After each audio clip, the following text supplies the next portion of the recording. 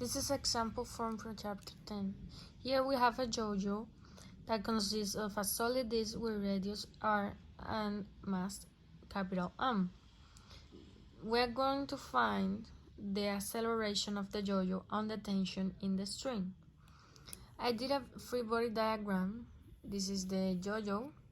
We can see the tension is going up and we have the force of the weight going down. This is the radius here. So we're gonna use the Newton's law. The sum of the forces in the y direction is gonna be equal to the mass times g minus tension. So it's gonna be equal to ma in the y direction. The sum of t is gonna be t times the radius.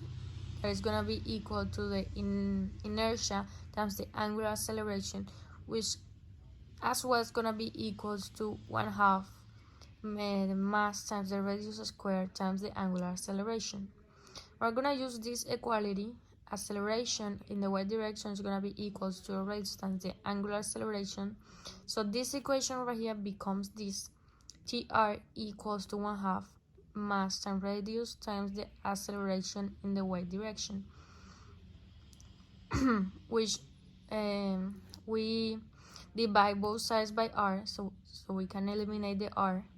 So the equation becomes t is equal to 1/2 and times the mass times acceleration in the y direction. Here we use the first equation that we wrote here.